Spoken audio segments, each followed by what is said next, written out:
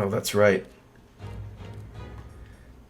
I do not have the ability to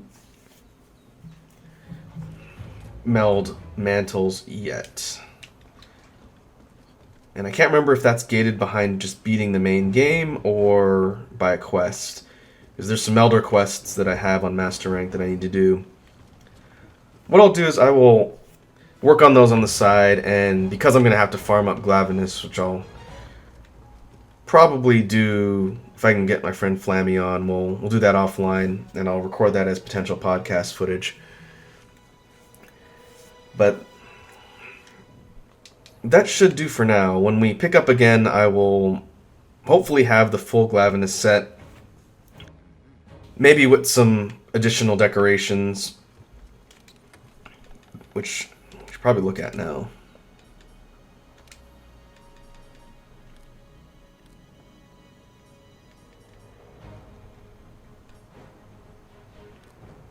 It's a level 1. Get the stone thrower in there.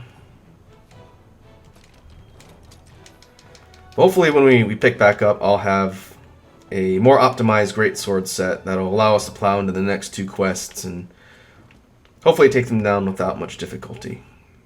So, I think that'll do it for this session, and we will pick back up with Iceborne next time. Hello, and welcome back to another recording session for Monster Hunter World Iceborne.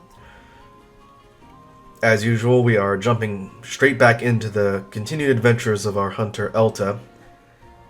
And it has been a little while since I recorded the last session, maybe about a week or so. If my voice sounds a little bit funny, it's because I'm getting over another cold. This is mostly a test to see if my voice will hold out and see if I can avoid getting too stuffy while I'm recording here. But what we can do is pick right up with the quests that we have unlocked right now, the Tigrex and Brachydios Urgents, or key quests. Before we do, some housekeeping. You'll notice that Elta is currently rocking a new set of armor. Like I mentioned, I believe at the end of the last session, in order to sort of build out our functionality for Master Rank, I wanted to put together a set that was going to offer some better defense and also be able to supplement our skill set with stuff that's going to make using the greatsword a little bit easier. And what I ended up crafting was the full Glavenus set. This was the one we were eyeing at the end of the last session. I did some grinding offline, ran some hunts, and was able to put together the set. If we go to the equipment info, I'll go real quickly through the loadout. This particular set gives the Glavenus set bonus, which ups the limit of maximum might. The total skill points on this armor set, as you would guess, in conjunction with the set skill, maxes out maximum might at level 5, which gives a 40% affinity as soon as the stamina gauge is full. When our stamina is topped out, we will have a 40% affinity boost, which is nice. The set also gives us handicraft level 4, in conjunction with the 1 point I believe it is on the charm. It's a total weapon sharpness boost of 40, and that gets our Palace Greatsword up to a small chunk of purple. Pretty useful. Focus level 3 is the 20% reduction in charge time, or 15% charge time reduction, 20% fill rate for gauge-based weapons. Power Prolonger 2 increases the duration weapons are powered up. This would be more relevant to our Insect Glaive build with the extracts. The head has Critical Eye 1, which is a 5% flat affinity boost. I have Weakness Exploit slotted in as a decoration on the Greatsword. That's 10% increased affinity with extra 5% on wounded parts for hitting weak spots. Part Breaker, again, is coming from decorations I have slotted in. 10% part breaking damage. Fortify level 1 increases attack by 10%, defense by 15% each time I get KO'd. Speed Sharpening level 1, this is the grinder decoration. Shortens sharpening cycles by 1. Divine Blessing, random chance to have 15% reduction of damage. Slinger capacity increases the plant-based slinger ammo we can hold. And Tool Specialist shortens time for reuse on mantles by 10%. Mantles and boosters. So overall, the skill loadout is kind of a mishmash of different things. The critical ones up here are the higher level skills, and I think they'll supplement what we can do with the greatsword pretty well. Real quick before we pick up with the quests, I want to do sort of a preview of some of the stuff I've been working on off camera, outside of the recording sessions. If you look at the other weapons, I haven't tweaked the glaive set at all. This is still the entry-level master rank stuff that I made. One thing I did as my side project is I started learning the hunting horn. And in order to farm up some low rank or middle rank, high rank stuff that I needed for other upgrades, I started practicing with this weapon, which, for the record, I have never really seriously played in any Monster Hunter game. This is one of the few weapons that I have virtually no experience with. And I thought because World and Iceborne are going to be sort of the central Let's Play thing on my channel, it'd be fun to pick up a weapon I know nothing about. And I've been slowly learning the basics of hunting horn. I wouldn't say I'm good with it by any means, but I plan on rotating this weapon into the general weapon use rotation at some point in the future. And I'm not going to do that right now because I feel like I still need some more time to get familiar with the weapon so I can explain its mechanics when we get there. But as a little sneak preview of stuff to come, eventually I will be busting out the hunting horn, and we'll see how that goes. One slot below this is something else that I put together. I mentioned I was going to do this, and I was able to get some bits and pieces. This is my rudimentary set for the gun lance. And just to recap from some previous videos, the gun lance was my weapon main for all of Monster Hunter World and for all of Iceborne on PS4. It's what I consider my favorite weapon of the last couple games, and Iceborne really gives it a boost in its overall functionality. So I started putting together some pieces for a functional gun lance set. It's not optimized by any means because I don't have some decorations that I need to make the skills a little bit more top tier, but this will be a good starting point. The skill set that I have on this one right now, because I'm using parts of the Glavinus set and parts of the Uragon set, are the maximum might boost up to 5. This isn't full Glavinus, so I don't have it topped out at level 5. I have maximum might 3. The 2-piece set bonus for Uragon is guard up, which allows us to block against attacks that normally wouldn't be blockable. I have retained focus 3 on here through a combination of pieces and one of the really rare decorations that I managed to get. Artillery 3, which boosts the power of gun lance shells by 30%, and Wyvern's fire cooldown by 50%. This is coming specifically from a charm that I built. Guard 3, which decreases the impact of blocked attacks and reduces stamina depletion by 15%.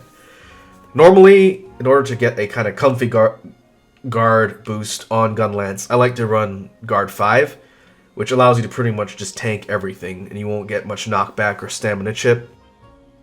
Because I have sort of a piecemealed set right now, I only have up to guard 3. If I win the decoration lottery and get some guard decorations, which are very rare, then I can slot them in to up that to 5. If not, I'll have to wait until I get some additional armor sets unlocked that I could swap stuff in order to get those guard points. Max Might 3 is basically just from the Glavinus pieces I've got here. Same with Power Prolonger. From the Uragon set, I have Windproof level 1, which negates the effects of minor wind pressure. Won't really do a whole lot against bigger targets, but it's not bad to just have. From decorations, I've got Attack Boost 1, Flat Raw. This is just something I threw in here. This particular build for Gunlance is based around a long shelling build. So because shells are flat damage and they're not boosted by attack, this is mostly just in here as a placeholder in case I poke things with the lance. Recovery up increases the amount of health recovery by 10. Handicraft level 1, which is a small boost to the overall sharpness of a weapon. And Part Breaker, part damage up. Agitator, when monster becomes enraged, you get a flat boost to attack and affinity.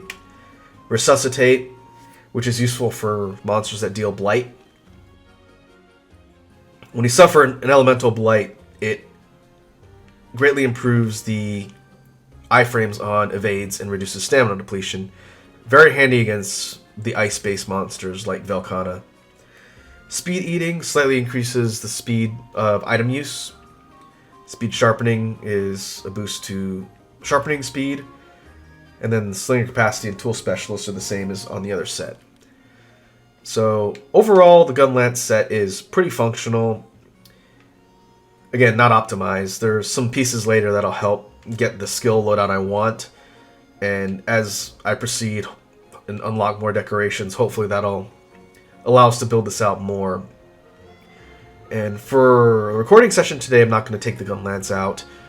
I mostly want to proceed through the story and start progressing towards the end of the game. The majority of the grinding and probably the majority of the long sessions for Iceborne are probably going to be in the end game. And there's some stuff that I need to unlock by beating the story in order to get there. But when I decide to return to the Gunlance, I will take the time to do a breakdown of how it functions for anybody watching this that's unfamiliar with Gunlance. I'll break down the basics of the weapon and how the long shelling style works in conjunction with the loadout I've built for it. But for now, we're going to stick with the Great Sword and plow back into the story. And real quick, before we load up and head out on the Tigrex quest, I realized that Nyami has not gotten armor upgrade since we started in Master Rank. So I'd like to see if we can build him some slightly better gear so that he's not getting demolished out there as we're fighting. And the Glavenus set is a pretty good upgrade to his melee attack, and he's using full Toby gear, I think, right now. And Fire Element will be handy, especially as we start closing in on the ice-based targets. So I think I have everything I need to build full Glavenus. I did farm that monster quite a bit with my friend Flanny. What we can do is craft the weapon and the armor for Nyami, give him a new look here.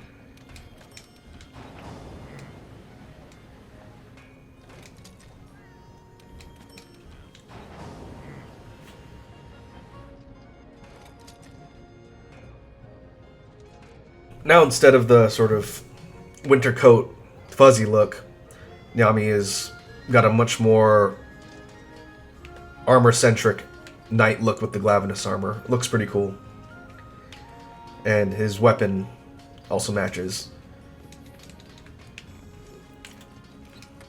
With that, I think we are good to go to hit the kitchen and then head out on absolute power. And that's going to be an interesting fight because I have not fought that particular monster with this weapon before. I have in older games, but not in Monster Hunter World / Iceborne.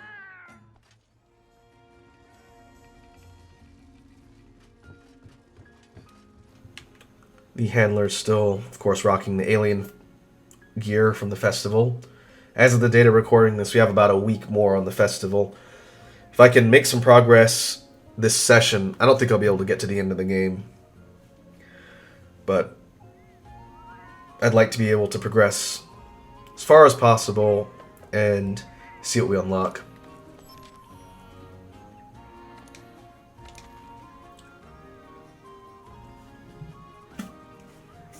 Absolute Power. This is a quest in the Rotten Vale.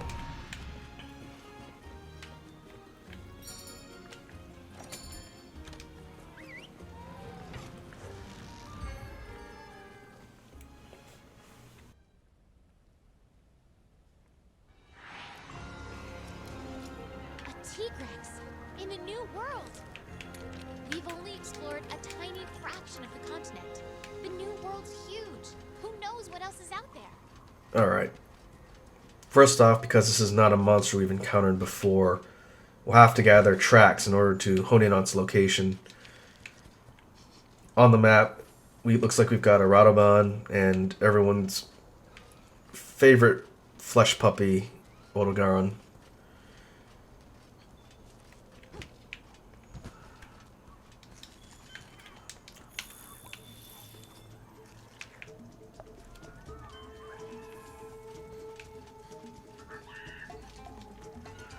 Bite marks.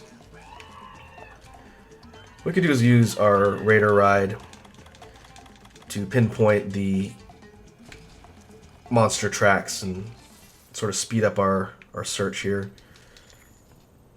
I think I just need to get to a point where I can call it. Either that or I'm not able to use it right now, which is very possible.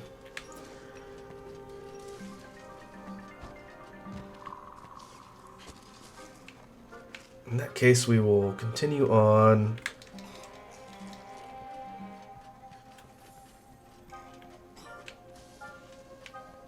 And see what kind of traces we can find while we attempt to dodge Odogaron, which is right there. That's basically the last thing we want to do is pick a fight with that particular monster.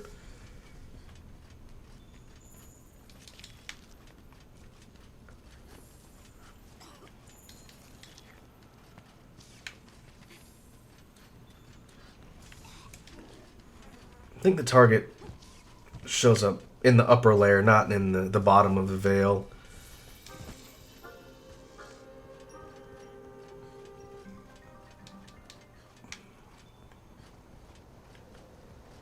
If we make our way back up to the mid to upper tiers,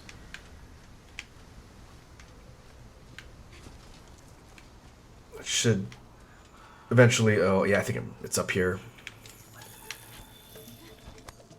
Pretty close to where we fought Radobon the first time.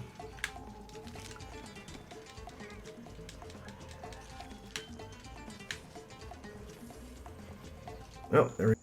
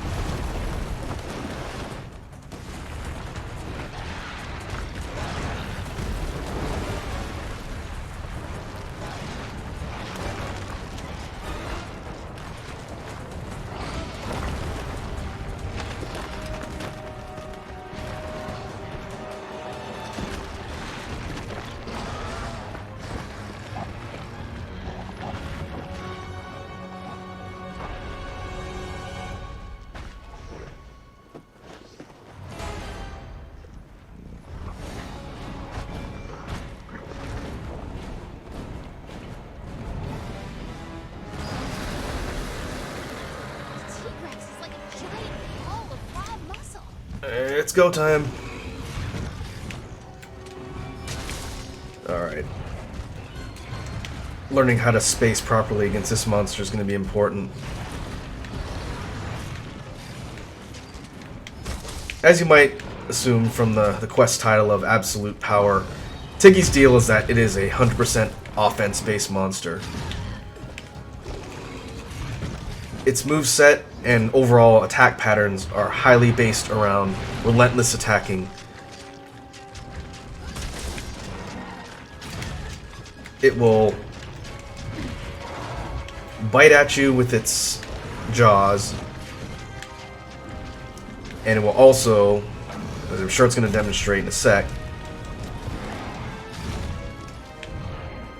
try and run you over by swiping the ground Tigrex can also shoot rocks. It's its projectile-based attack. But what usually throws people when they fight this monster for the first time is its speed on the ground. Despite being a flying type pseudo-wyvern, Tigrex doesn't really fly. Instead, it will spend its time pouncing and trying to run targets down like that. That particular move is called the Pain Train by a lot of people because when Tigrex gets a bead on you, it will basically make a beeline for your position and try and run you over. As a result, there's no real safe spots against this monster, and you have to be very aware of what direction it's headed. Otherwise, you will get pinned, and bad things will happen. Now, I did this fight with the gun lance on my console playthrough, and overall it wasn't too bad because I could sit there and turtle and let Tigrex come to me. Basically, let it do its charges, use my shield to keep up the defense, and then shell when I had an opening. Great Sword, I don't have any defensive options really, so instead I have to learn how to properly get around its attacks while also being able to give myself an opening to hit it back.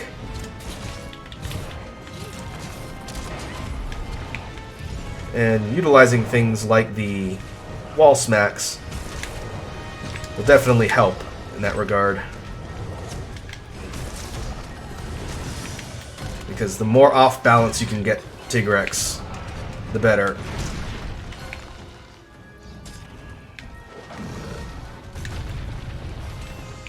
And it might be a little counterintuitive, but in my experience, being right next to it is actually one of the safest places to be.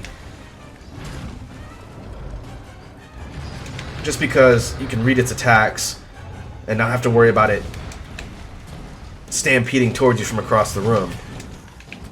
Of course, once Tiggy gets mad, its body glows red, and its speed and damage go right through the ceiling.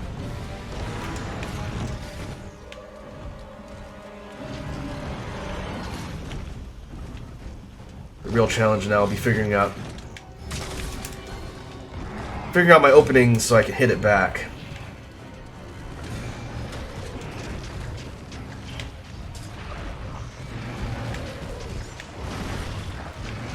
I remember early on when I was just starting out in Monster Hunter, Tiggy was definitely a wall. When I started in Freedom Unite, you fight this monster early on in the game. It's sort of like your nemesis as you go through the story. It was definitely a fight that took some learning to get through because, well, in concept, its moveset is not necessarily that complex.